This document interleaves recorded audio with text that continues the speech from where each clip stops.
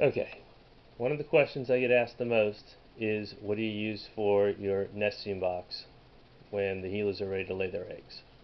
I use orchid moss in huge, they come in huge compressed packages.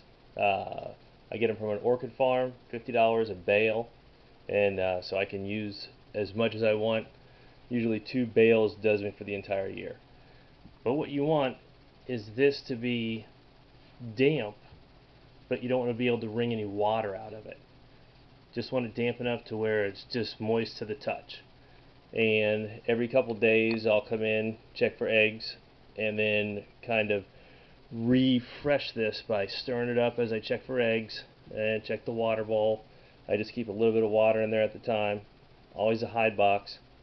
Whether they use it or not, it's kind of on a individual basis. But most of the times I find the eggs in the back of the cage. As you can see, I've made this entire CB70 tub one big nesting box. That way you can't go wrong. If not, I've tried individual boxes before, and what they've done is just dig all the material out of it, and then I'm left with an empty nest box. And then they're not happy and they hold their eggs for too long.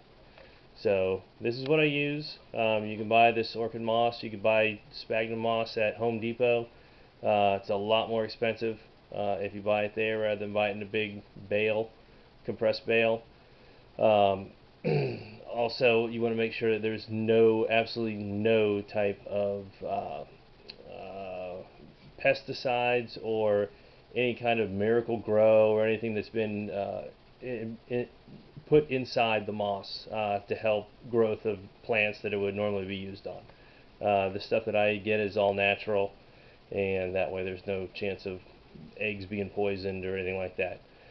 So anyway, that's it. I just wanted to give you guys a brief overview of what I use for substrate, and I'll leave this in until they deposit all their eggs, and then I'll leave it in for another week. They seem to enjoy the humidity, and then I'll switch them back to a regular aspen bedding type substrate. That's it. Thanks.